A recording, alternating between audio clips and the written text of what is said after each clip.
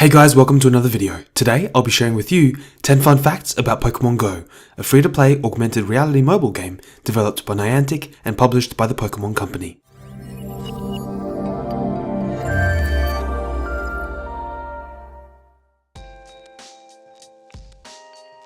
Pokemon Go has nearly doubled Nintendo's share price from 14,935 yen to 27,780 yen. That translates to an increase of $15 billion in market value of Nintendo.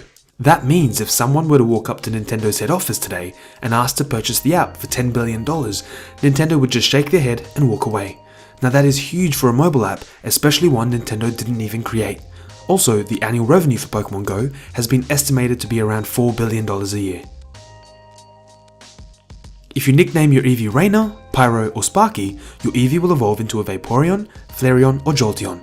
This is because the Eevee brothers from the original anime were named Rainer, Pyro and Sparky, and they owned a Vaporeon, Flareon and Jolteon.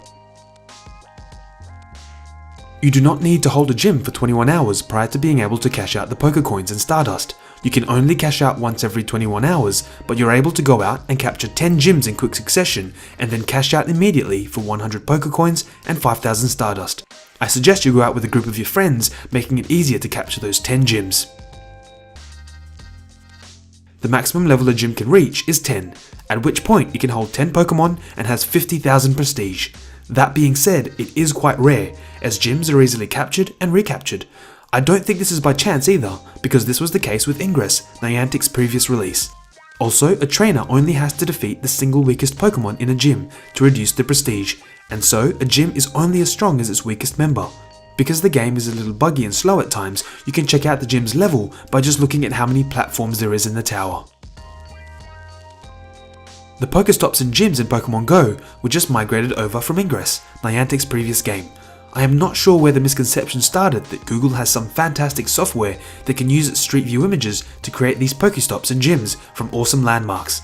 While many don't know that the Pokestops and gyms were all player submitted from Ingress years ago, many also don't know that it has been roughly a year since Niantic has taken in submissions. To make things worse, I don't think there are any plans in the near future to change this, as there are much more pressing issues for Niantic and Nintendo to iron out.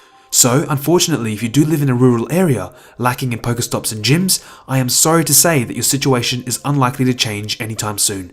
And you lucky few that live in an area with plenty of Pokestops, be sure to thank your local Ingress players if you meet any in your Pokemon Go adventures.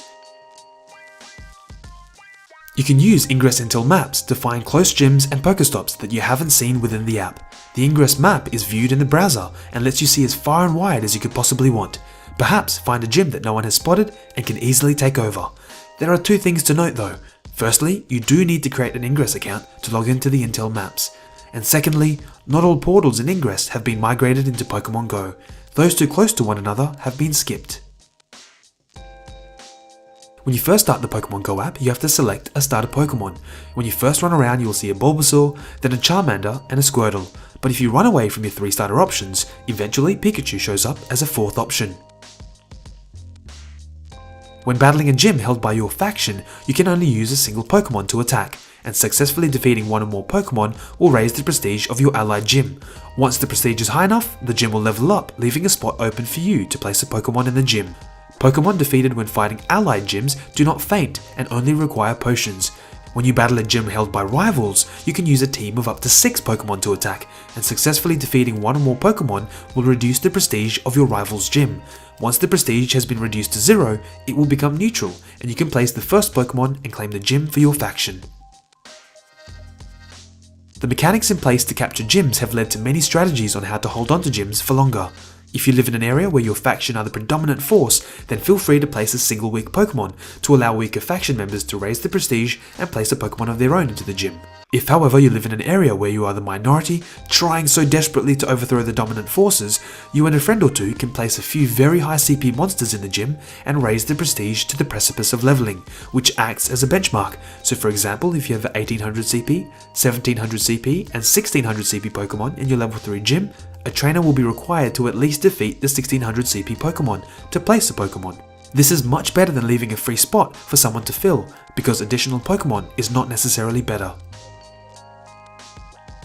Magikarp is currently the single hardest Pokemon to evolve in Pokemon Go, requiring 400 Magikarp candy. you need to capture 101 Magikarps to finally get a Gyarados. That being said, you are definitely rewarded for your efforts. The CP multiplier through evolution is between 11 and 12, as there is some randomness to the CP multiplier.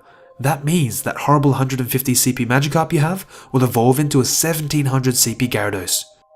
If you enjoyed those facts about Pokemon Go, please leave a like and share this video with your friends.